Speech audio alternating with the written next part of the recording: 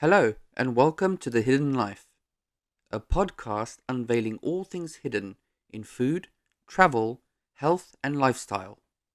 This is episode 2. Today, I spoke to Kerryn van der Merwe, a Pilates and dance instructor from London. We covered all things COVID, the challenges of her career due to the lockdown, and all the benefits of her craft.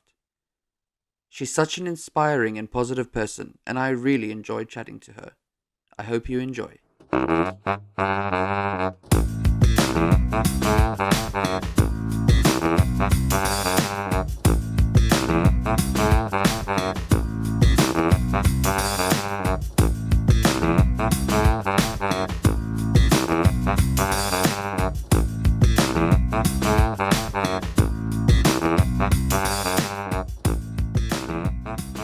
Kerryn, thank you so much for joining me.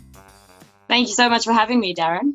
It's good to have you. I've been trying to do this podcast for a while now, and personally, with the challenges of trying to decide what the podcast should be about, I didn't quite know if I wanted to go down the health and fitness, travel, food, all things that I enjoy and am interested in personally, but I just decided to do all of them. So you are the first person in the health category, or health and fitness, just to be more specific. But yeah, it's a pleasure to have you. How are you, first of all? How's your lockdown been? Yeah, I mean, I'm doing all right, I suppose, considering it's definitely gotten easier as I want to say weeks, but it's more like months have sort of ticked by. You kind of just readapt to your new normal and get stuck into it. And I think it's quite intimidating thinking that'll have to shift back at some stage, but so far I've quite enjoyed it for most of the time. I think it's been a good pause for everyone, try to sort of get out of the rat race for a little bit and take a step back, be forced to sort of see if you really enjoy what you're doing, if there's something that's missing, if there's something you've decided you want to let go of, or maybe you've been forced to let go of and realize that it's not really been too much of a bad thing. So I think in all, it's actually been quite a good time. But I mean, the longer it goes on, the more sort of daunting the idea of getting back into whatever kind of normal we're going back into becomes. Exactly.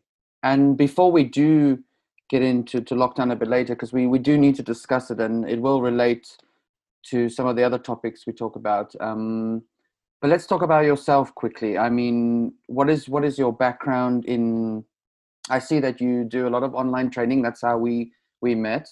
I managed to join one of your classes, which I genuinely thoroughly enjoyed. But for someone, well, let me put it this way: I've been playing rugby and cricket my whole life. We come from a community that grows up with those sports, and they're kind of instilled in in the men as they grow up. But I did one of your classes, and I've never done something so difficult in my life. I'm not saying that it was difficult. I'm saying it was difficult for me personally, and it was only afterwards when I did a bit more research and understood what you were trying to do a bit more, that I realized that it was actually not that difficult mentally. I think for me, I couldn't quite overcome the mental side of things. Yeah. So how long have you been doing these classes online? So the online platform only really launched during lockdown. So about 3 weeks after everything shut down. But I've been instructing Pilates for just over 3.5 years now. I started at the the end of 2016. And essentially how I got into it was I wanted to take Pilates classes. I was at a theatre college doing dancing and performing every day. And Pilates was the best thing to do to sort of supplement that, to keep you strong, keep you injury free. But the classes are quite pricey. And even in Cape Town, where I was living at the time, the classes were just a little bit unaffordable. So I did some research, and at the time I was seeing a physiotherapist who owned her own studio, and she kind of said to me, well, why don't you just figure it out and get some money together and do your teachers, and then you don't have to worry about going to class and you can instruct, kind of a thing. So I looked into that. Unfortunately, my parents could help me out with that, and I did my course and I did my hours and I got my instructors, and that sort of solved the problem of needing to pay an instructor for a class, because I could now just do it myself. And that's really how I got into it. And I would never thought then that it would actually end up being what essentially my livelihood a couple years later. I also never thought I'd enjoy it as much as I did. You know, it was more a means to an end in the beginning. And now it's something that if I don't practice it, you know, every day, or if I go a couple days without it, I can feel a massive difference sort of in my mood and just my general sort of being. So now, Pilates, okay, obviously very well known around the world, but for someone who, like me, who genuinely didn't know much about it, what is Pilates? What is the overall intention? So the overall intention, plainly explained, would be to develop a strong core to protect your spine in its most natural shape. So ultimately, to equip the body to be completely safe in any other movement that it does. So, I mean, as your human skeleton, you have your natural curves of the spine, and often forms of exercise, they sort of call for you to change the form, the sort of shape and positioning in order to sort of achieve certain movements. And when you do this, you're not really building strength in your most natural form. So what Pilates does is it aims to build what we would refer to as a neutral spine, which is your natural curves of your spine. You build your core around that, so that any movement stemming, you know, any movement that you do from thereafter, your spine is nice and protected. So it's predominantly core focused. I mean, it is seen as a full body exercise form or workout when you do a class. It's very sort of long limbed. It aims to build leaner muscle tone. It's targeting your more intricate, your smaller, deeper muscle groups, so not your big global muscle groups. So that's why it's a very different kind of strength, and you'll get someone who is, like you were mentioning earlier, maybe a rugby player, or someone who is really strong and can lift quite heavily and their global muscles are very well developed. You put them in a Pilates class and it can sometimes sort of expose a deeper instability that they might have, which is always very interesting to watch, because it's like a slow, steady, simple movement that all of a sudden you realize, wow, I've never actually connected to that specific muscle group before. I mean, I'm sorry, I'm not gonna lie, it was incredibly difficult. And you know, I knew that you were saying that while you were kind of guiding us through each and every movement, and you were saying, I could see that you were checking each individual person on the chat, making sure, and not specifically calling them out, but just saying, hey, you know, keep going. If you can't stretch all the way or do a specific movement, just do it in your own time. And that's the thing that I really enjoyed the most. You know, was it was very comfortable being in that class. I think I can't remember the last time I challenged myself to something like that. Yeah. I mean, the sort of genre itself is it's a very welcoming form of exercise, because all of it can be modified. And that's why lots of people coming out of sort of injuries or surgeries or rehabilitation, a lot of the exercises mimic what you would get for physical rehabilitation most of the time, you know, or a version of it. And that is because if, you know, instructed and performed correctly, you're safe, the body's in its correct place, your form is correct. And if you aren't strong enough to do something at the level we're looking for, there's definitely about 3 steps backwards that you can take, and alternatively there's 3 steps forward you can take with the same movement as well, which is very cool, because I mean, you'll get an advanced level sort of person in your class, but they might have a section where they do need to take it back, and they do need to go like, look, okay, you know, this part of me isn't firing correctly today. I need to listen to what my body's telling me today, and take it one step back. So what's quite nice with Pilates is it does allow you to do that. It's not like you know, do or die kind of a thing. You can shape it to what your body's telling you on that day. Exactly. And my body was telling me all sorts of things that day.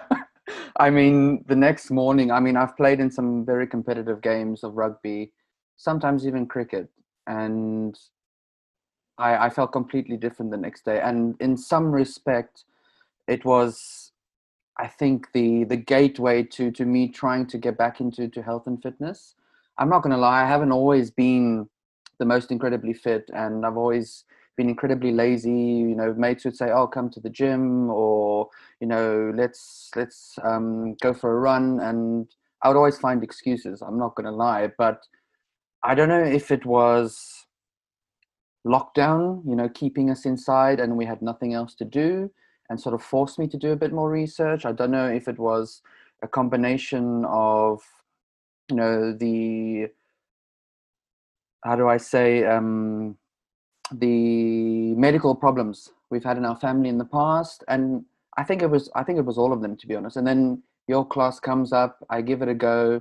Very difficult, but incredibly enjoyable. And, you know, I have to try and do it a bit more. And especially now that I've had the research, now that I can learn a bit more with this conversation today, I'm sure it will inspire me as much as I have been the past 3 or 4 months, you know.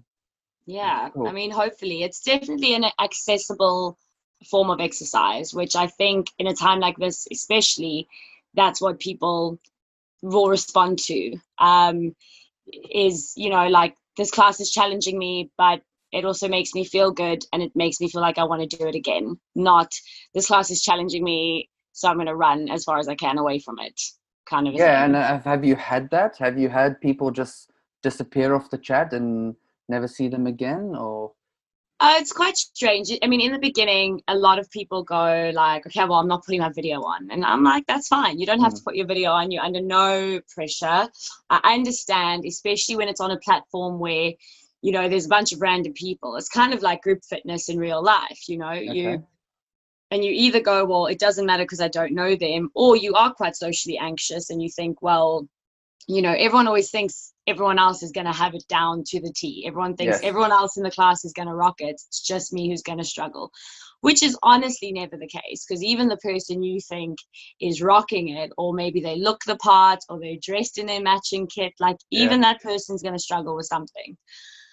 So I've had a few people, you know, they start with a video off, and then if they are consistent, in about a week, 2 weeks, they're definitely feeling a lot more confident, and, you know, have either popped up and said, oh, I can't believe I was so shy in the beginning, or whatever. But I mean, just like anything, it's not everyone's cup of tea. I mean, it's a slower, more sort of disciplined form of exercise. You can't really hide behind momentum and flash. There's no sort of big exciting reward from it. It's a Okay. slow, sort of mentally focused form of exercise. And although, yeah, you are going to burn, you are going to feel that your muscles are working, it's also not necessarily going to get the heart rate all the way up and leave you dripping in sweat. So it also depends on what people are looking for. I mean, if a lot of people these days, they just want that quick, intense, know that I sweated as much as I like could have, so I know that I've worked really hard kind of a thing. And, you know, Pilates class is not really the place for that. So there's lots of reasons why people don't love it. Hmm. But I mean, most of the people that do past a week's worth of classes, so 3 or 4, the great thing is that the results are really, really fast. I mean, you start to feel the difference, you start to see the difference. You're waking up with less pain, you're waking up with less back pain, you're going for a run, your knees aren't getting sore. It's all these little sort of functional things that start correcting themselves, and you start really realizing, like, wow, okay, this is really working for me, I'm going to keep So, going. so it's safe to say that it's definitely an exercise that requires a lot of patience. And if you do feel like, oh no, this is not for me, I really can't do this, I'm too big, I'm too overweight, I don't look the part, you know, I don't have the same active wear, it's all things that you need to try and get out of your mind as fast as possible.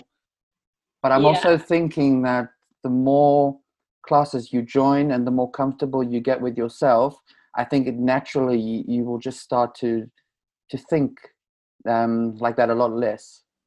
Yeah, well, I mean, I think the biggest problem in general with that, it just stems back to is sort of the big bad image of what the fitness industry is at the moment, and is already like that big sort of wall people have against any exercise that they want to join into. You know, you almost feel like you need to be at a certain level before you can start, when ultimately you can start wherever you are with whatever you have at whatever pace you want to.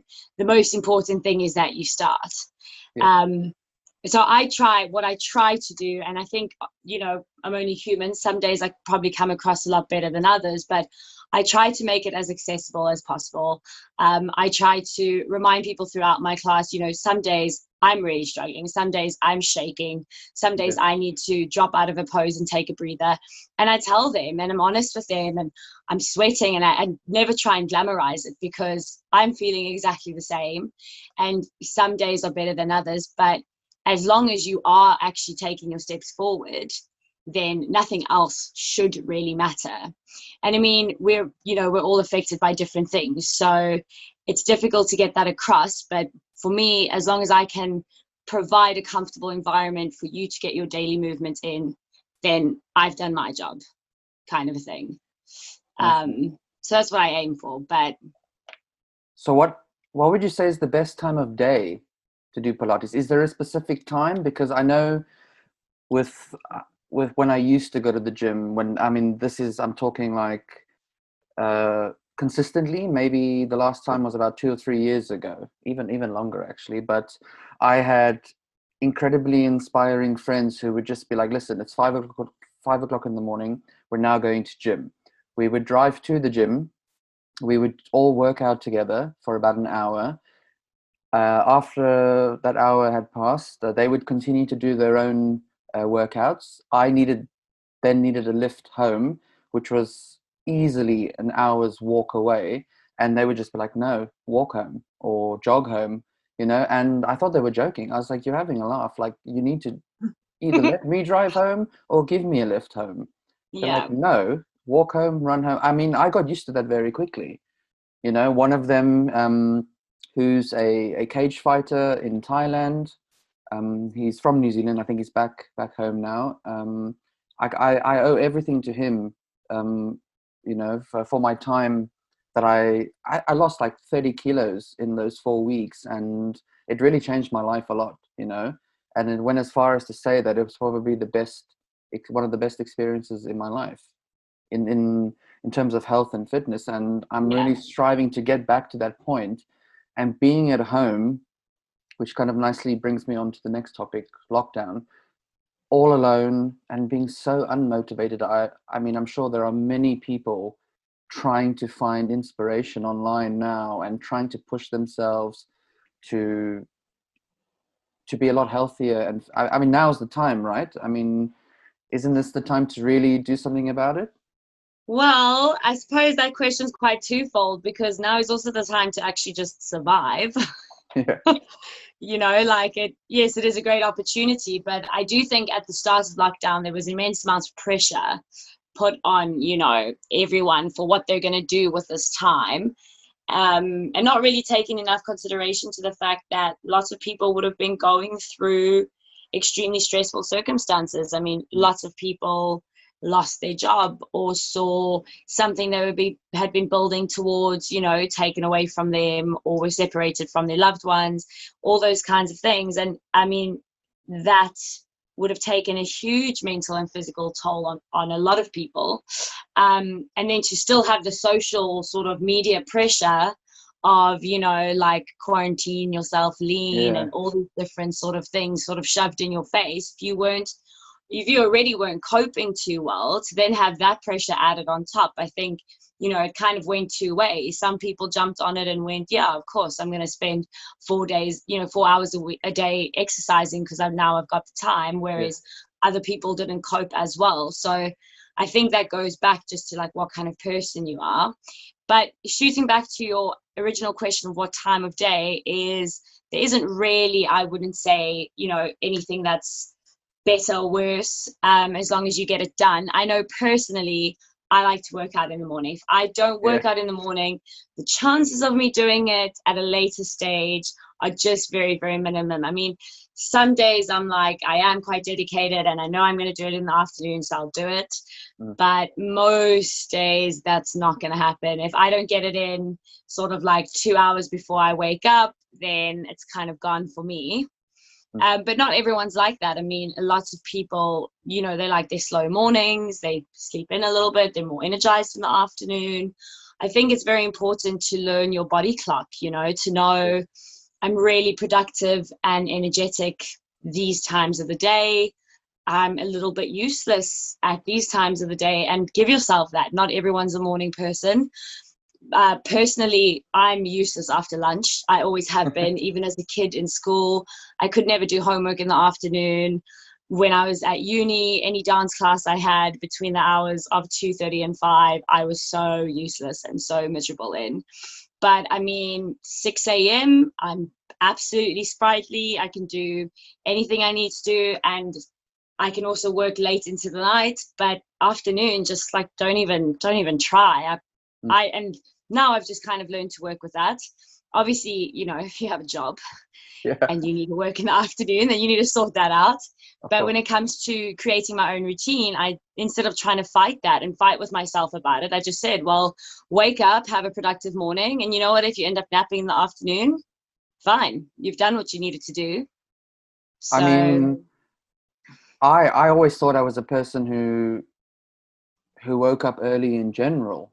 You know, I'm waking up at like 7, um, sometimes 8 a.m. It's very rare that I wake up after 8 a.m., you know, and even then, even 5 a.m. or 6 a.m. when I wake up a bit earlier, I I I mean, the first thing that I do that is so wrong that I'm desperately trying to change, which I have been changing over the last 2 weeks, um, you know, is wake up and the first thing you want to do is check your phone and, you know, what's been happening overnight. I mean, not that much can happen the time that you're sleeping, but surprisingly, there is always something that has happened. And the first thing you want to do is check your phone instead of going to freshen up in the bathroom or whatever it is you do in the mornings. But I've changed that. You know, I wake up. I try to wake up between 6 and 7 if I can. I don't exercise immediately. I then just try and get my bearings together so that my body clock can start ticking, you know, quite yeah. comfortably. I'd say around 8 in the morning, I'll have just a quick shot of espresso, and then I do maybe like half an hour's workout. I always do the same workout as well. So again, I'm easing my way into these workouts because there's a couple of, you know, moves that I can't physically do at home or a lot of equipment that I don't have here. But I start nice and slow. I do the same routine, and it genuinely has been working. Now it could be a combination of organizing myself Yeah. and a diet that I've just jumped onto, or it could be one or the other. It's almost as if I'm eliminating what's really good for me and what isn't working so well. Yeah. I mean, the very first thing I tried to do, which was very difficult for all of us, was to try and keep away from all the negativity that Yeah. we've unfortunately had to swim between, you know, Yeah. and it's very easy to do, you know. So keep away from the news as much as possible. Be productive. Take up a new hobby. I've never read so much in my entire life. You know, even at school, you know, doing psychology and really committing to something so important. I buy a book almost every day, and I think Amazon needs to start giving me discount because they have Amazon needs actually to start giving us all discounts they because have they have actually given me a free book or two. I don't know if they pick up on how many I'm buying per week, but I've been reading a lot, and it's really helping me mentally as well, you know. So again, just to quickly recap Pilates, besides all the physical attributes and all these incredible benefits that it can give you, because it is, I guess, an exercise for everybody, because as you say, it's something that you do at your own pace, you know, in your own comfortable, consistent, content way. What are the mental benefits that something that like Pilates and being a Pilates instructor for both yourself and your students? I think one of the best things that I like to see people gain, and that I enjoy sort of teaching or facilitating, is that it really does teach you all about, you know, the vessel you're in, all about your body. And it's quite surprising how little we actually know about the mechanics of how we work and why we work a certain way and why things don't work a certain way when we need them to.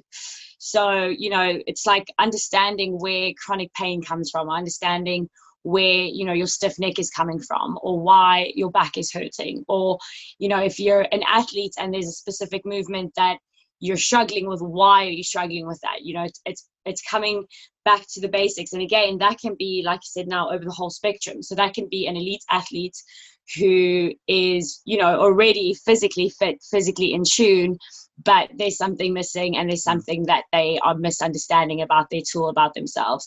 Or it can be right to, you know, someone who is just sitting at a desk every day, is like, you know, getting fed up with lower back pain, getting fed up with this, getting fed up with that, and how they can sort of help themselves with that. So that is one of the things that I thoroughly take from it. And I do see that as more of a mental gain than anything else, because, you know, you're just more understanding, you're more aware. And if I've passed that tool on to you, you no longer need me for that, because you sort of have, you know, knowledge is power in all forms. Yeah. So if you have that knowledge about your body, you can sort of help yourself progress in whatever journey you then take, you know, fitness wise or exercise wise. I do think so. Pilates has a big breath component to it. So when you instruct the exercises, especially classical Pilates. So a lot of places at the moment, even my classes would not be deemed classical Pilates. Classical Pilates follows a very specific structure. Mm-hmm. It flows specifically one exercise into the other.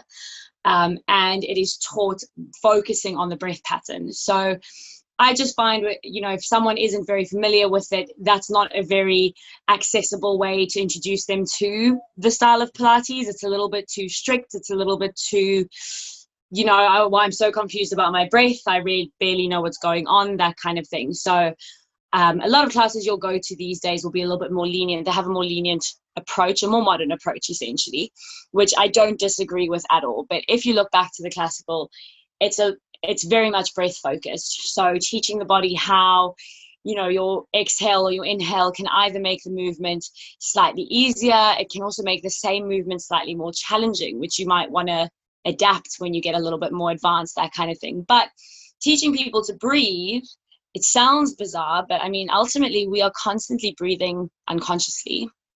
Yeah. And most of the time not breathing deep enough or often enough or, you know, mindfully enough. And that is something that it definitely gives people, is it allows them time to connect to their breath and to connect that to certain movements. So you can kind of come back to it at any point. I know when I was dancing, there'd be certain moves that were really difficult to execute.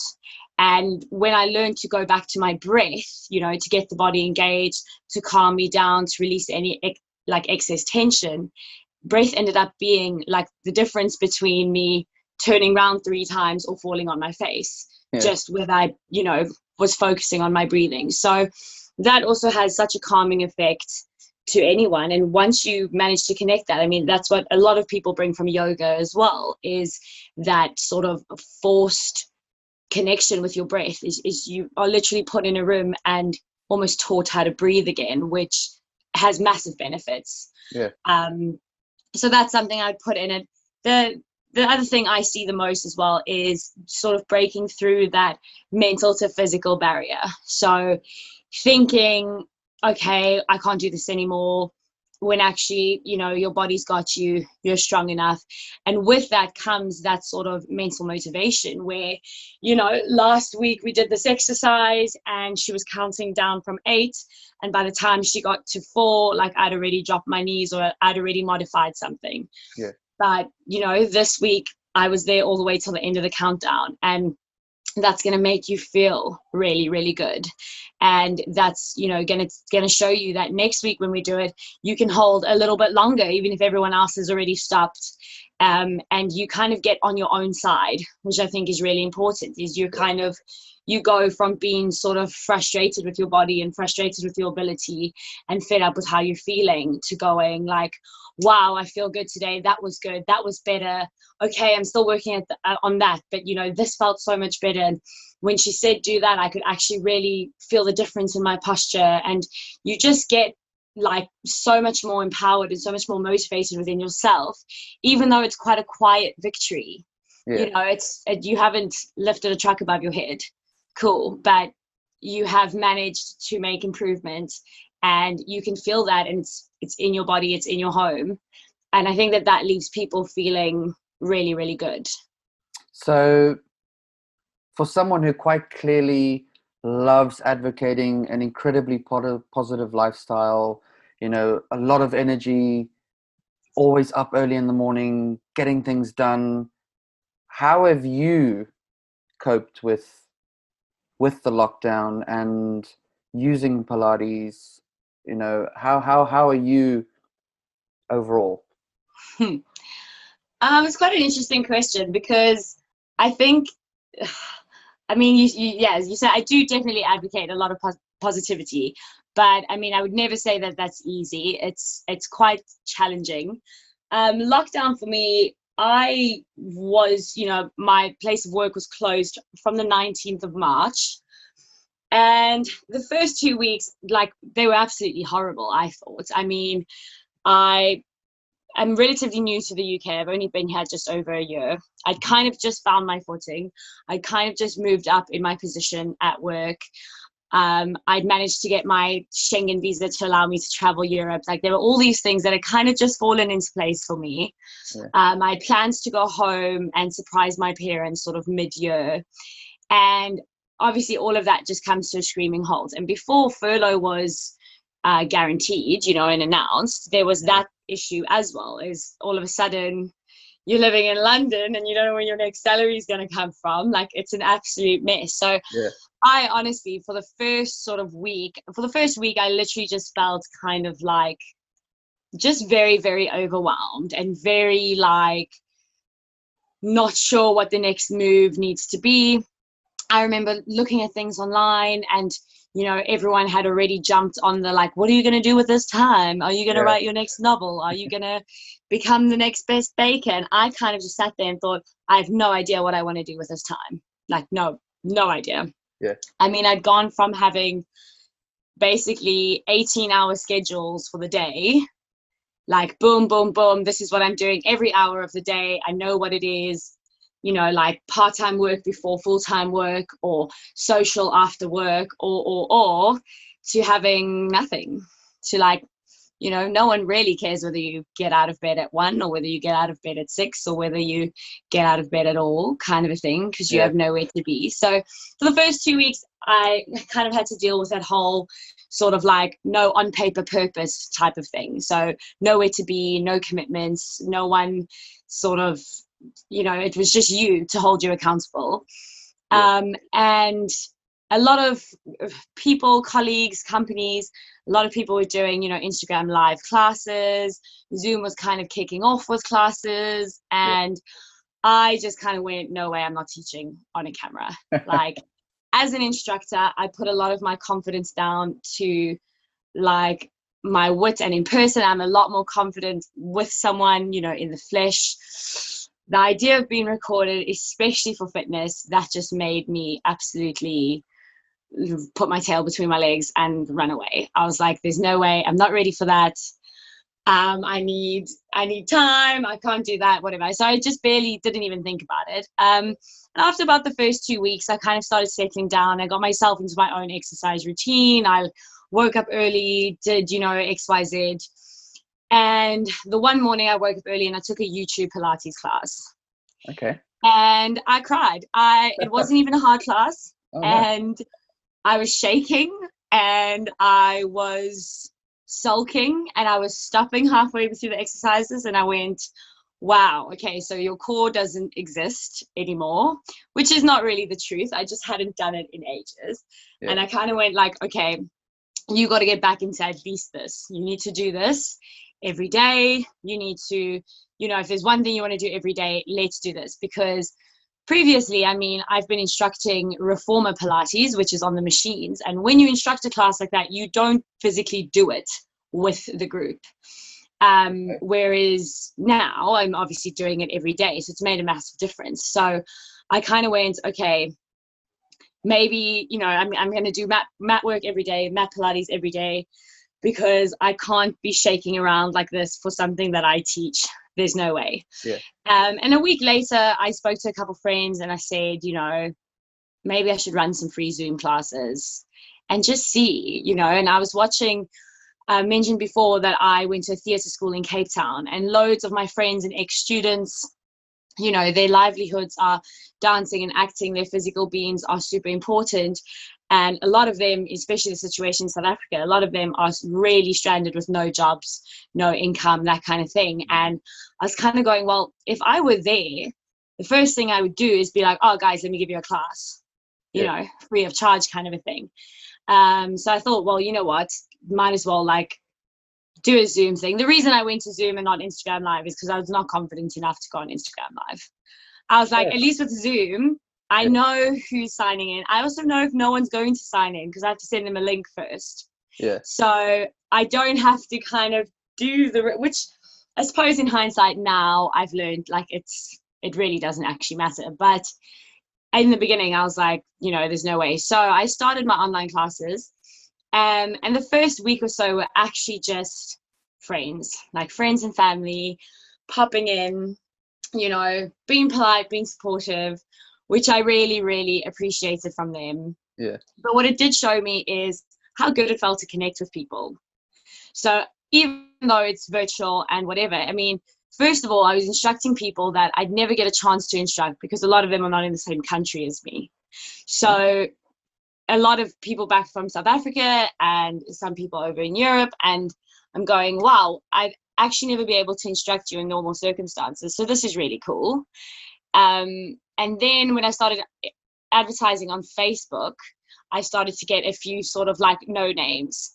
So it was really strange having people that I'd never met before come to my class, because before it had just been friends or people I knew of my Instagram, that kind of thing. But yeah, and that's kind of how I got into it. And I just started getting feedback. I mean, look, my following isn't massive. I think, it would range between anything from 15 to 25 people max. It wouldn't really go above that. Mm-hmm. But every week I would have feedback from someone just saying thank you so much for this platform. I feel so much better. I've been struggling with motivation. I've been too intimidated to try this, or I can't afford to do this or whatever. And this has just kind of filled that gap, which made me feel really good, because it also gave me a purpose. If I know I'm teaching a class at 7:30 tomorrow morning, that gives me purpose to get up at 6, have my coffee, be ready, be sprightly, do my workout. I've spoken to people, they feel great, I feel great. And I mean, there are days where my alarm goes off and I think, oh my God, I just want to sleep until 2. But once I've done my class with these people, I feel so much better. I don't feel half as alone. I feel like, whatever the universe is going to throw at us next, which could be anything at this stage, I feel like, what, I'm a little bit better equipped to deal with it. Just having moved my body, connected with some people and helped them as well. I think a lot of the lockdown, what a lot of people struggled with is that sense of helplessness, whether it was that we couldn't help friends or family that were either ill or financially struggling, or you couldn't come into contact with people, and there was just this whole the world is ending and you can't do anything about it thing, which I think for some people is really difficult. So for me especially, just knowing that I'm offering a platform for you for free that you can move to, that you can feel good about, that really does make me feel sort of better as well, and a little bit more accomplished. So that's really how I got into it.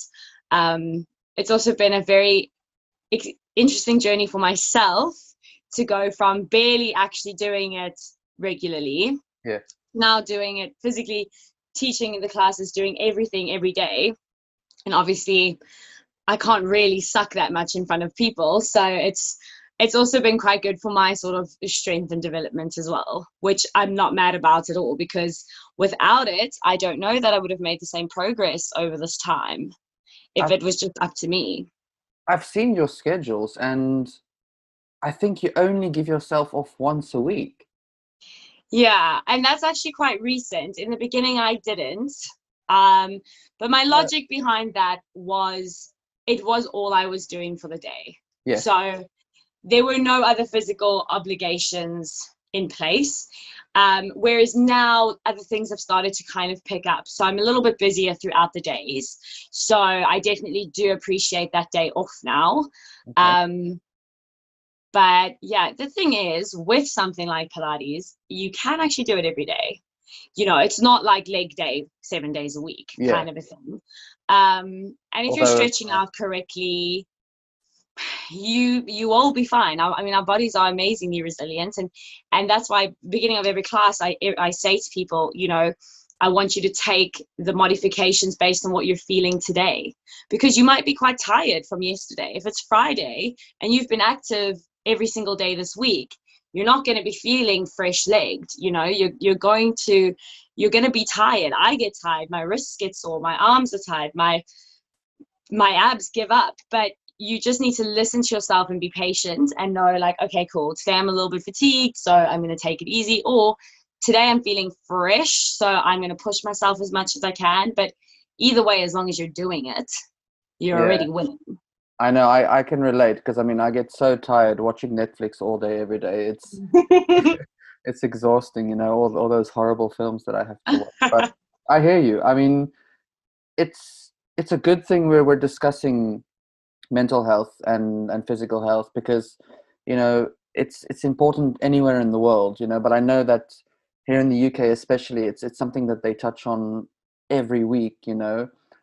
People like Prince Harry and those guys who are massive inspirations for mental health. And, you know, with the whole lockdown, it has sadly increased things like mental health. It has, you know, I read just this morning that things like the suicide rate has gone up. And, you know, we have to find ways to not only be there for ourselves, but also for the people that we love and care about. And in some cases, when we can't even get to them, you know, because nobody even knows when you can go actually visit someone, but you can go to the shop and get yourself a pair of new jeans, but you can't hug, you know, someone you haven't seen for months. So look, uncertain times definitely calls for a great sense of togetherness. And I guess, you know, what I wanted to ask was, are there some very big pros and cons? I mean, I'm sure they are, but what are the ones that you've established very quickly, that between working with people physically in gyms and training centers and doing it online? Give me say two pros and two cons for doing what you do during lockdown. Well, I think the biggest thing, it's difficult to say, because I mean, during lockdown you don't really have a choice. So I think, I mean, there's definitely a reason why the online training scene didn't really exist before it needed to. Because, you know, when you're training someone one-on-one, whether it's in a class or whether it's on a one-to-one basis, I mean, first of all, you've got that accountability, right? You have to show up. And for a lot of people, that in itself is a massive achievement. You know, knowing that you got yourself together, whatever that meant for you, whether it meant getting up early enough, whether it meant, you know, breaking away from your desk like you said you would because you know you should, whatever it is for you, you know, you've got that sense of achievement. I made it here. I've made this a priority. And that is a really good and a really big step for anyone to take. And then you get that physical contact. You get that sort of that sort of personal cheerleader in a way. I mean, if you have a good instructor, whether it's a group instructor or a one-to-one coach, they should make you feel good. I mean, you're doing something good for yourself, and you should be celebrated for that. And if you are recovering, or in the stages of struggling with a mental health issue, it can be really difficult for you to notice your achievements and for you to give yourself validation and credit where it's due. So it's really good to have that in a personal space. I mean, you then have other sort of pros, as in you'll have more equipment to work with. You can see their form better. You can tactile correct, that kind of thing, of course. But ultimately, I think it's the whole experience of, I got there, yes, I prioritized it. I had this personal connection with my trainer, or the friend I go to the class with, or, my gym buddy, or, whatever, the receptionist that, says, oh, it's Tuesday, nice to see you. And you just feel good about that. Like, yes, it's Tuesday and I'm here. I've done it. Even though my Tuesday sucked, I knew I had to get you, kind of a thing. Yeah. So I think the online scene, I mean, it misses that. It misses the sort of accountability to show, get somewhere and show up. It misses the personal feel. It misses the personal interaction. Some people being in a different space, in a certain space, is really good for their mental health. So if you're all day in an office, or even if you're at home with the kids the whole day, that sort of excursion can be really good for you. Just getting into a place where you don't hold any sort of tension or angst about anything else, where this is just your kind of like time for you and nothing else kind of gets in the way. So with the online, I mean, I think obviously it takes that away, but that being said, a lot of those things are inaccessible now in any case. So it's almost like you don't miss them that much, but you can forgive that they're not there. I think online, the pros are, you don't need as much time because you don't have to get anywhere. You just have to get to your living room or wherever you're doing it. Yeah. So what used to be maybe a 2-hour chunk out of your day, traveling somewhere, doing your session, showering, blah, blah, blah, getting somewhere else, now only becomes a 45-minute stint with 30 seconds on either side, or a little bit longer if your laptop takes long to switch on, kind of a thing. So that makes it more accessible, in that area, because you can literally be working on your laptop, switch over to your Zoom, do your 45 minutes, sit down back at your desk and continue with your work if you are working from home. So that's really great. Otherwise, I think that working from home for some people, for a lot of people, or working out from home rather, it has made working out more accessible. I think that there's a lot of angst about going into a place, going into a gym, physically showing up for something. Whereas here we've provided platforms for you to do in the comfortability of your own home, in your pajamas if you want to, with your video on, or with, whatever makes you feel comfortable. You can have that sort of safety blanket whilst you start getting on your fitness journey, which I think has what I've seen personally encourage people who, I've got mates that would never come and do a class of mine in a studio or in a gym, and would never go to the gym with me. There's no way, not at all. But they'll do my online classes. Yeah. And that for me is a win, because post-lockdown, because you've been doing classes with me for 2 months, you might just be a little bit more confident to break out of that sort of mindset and be confident enough to show up to a group class. That's just it. I mean, so let's talk about your post-lockdown plans then. What about, obviously, I think there are going to be, there's going to be mass numbers going back to gyms and things, obviously with all the correct safety things in place. I know that gyms, a lot of gyms won't even open again, but there are obviously going to be safety measures is the thing I'm looking for. Everything's going to be in place. People are desperately going to be wanting to get out and going back to a gym. I know, from people that have mentioned it online, they can't wait to go back and exercise in a gym, get back into a pool, go get their hair done again. But for you personally now, say everything goes back to normal next week, are you going to try and still do your online classes, or will you just try and get those people that were on your online classes that you've never trained before lockdown, get them to come to your classes if they can? I think, I mean, obviously, time wise, if I am reinstated back into my full time job, time wise, my schedule will be quite difficult.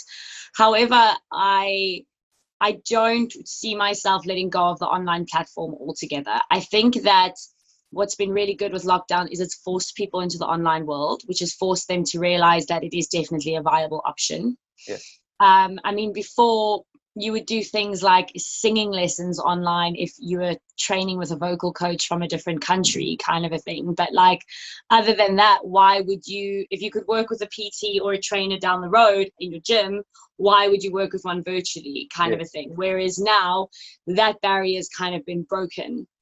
And I think that a lot of places and a lot of people, and myself definitely, will try and hold on to it, because you will have a select few clients who, you know, they're now working from home, they're not going back to an office, and so why would they commute for their exercise?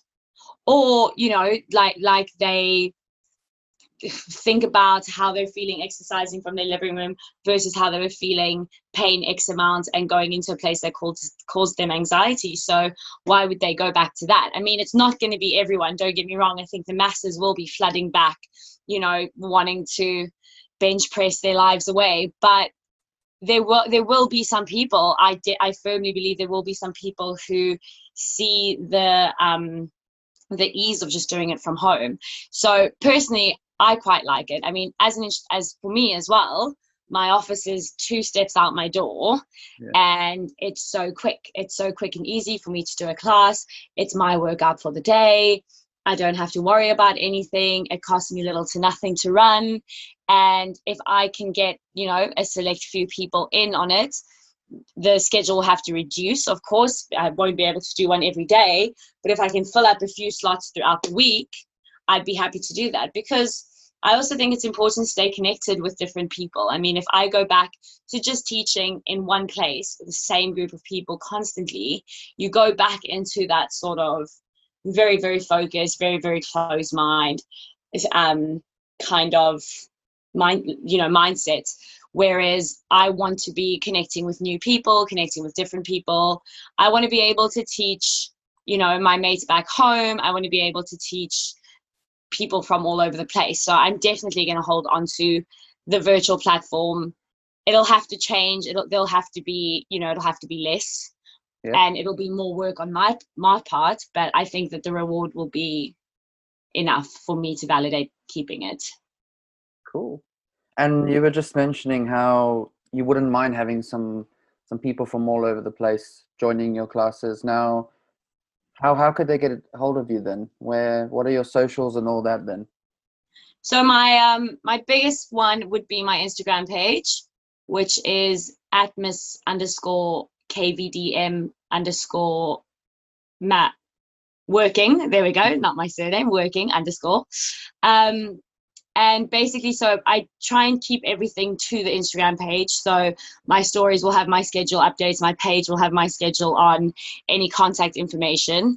Under the same name, I do have a Facebook page as well. So Kerryn van der Merwe, which also basically just reflects what is on Instagram.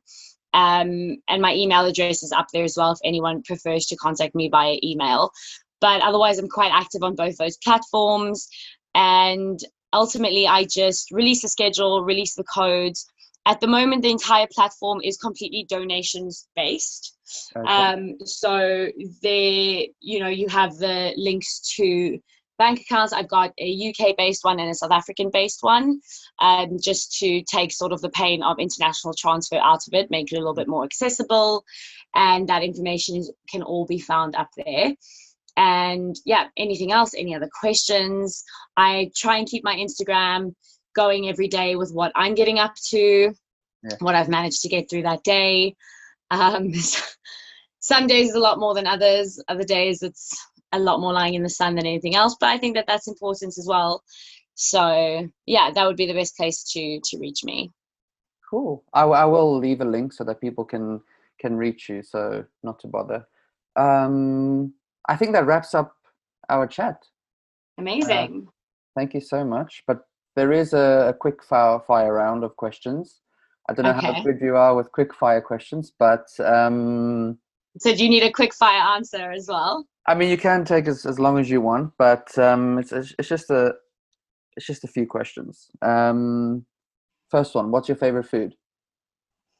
Oh, nachos, definitely. Nachos. And Netflix or Amazon Prime? I'm gonna have to say Amazon Prime. Okay. And last question, should pineapple be on pizza? Oh, I think so. I think pineapple can be wherever he wants to be, and if you want to pick him off, then off you go. But he deserves to be there. Awesome. Kerryn, you've been amazing. I really appreciate it, coming onto the very first episode, and I can't wait to put it out there for people to listen. Thank you so much for joining me, No and problem. Thank you so much for having me. It's been great. good luck with everything. And I'm sure that we'll have a lot of people inspired by your message today. So thank you so much.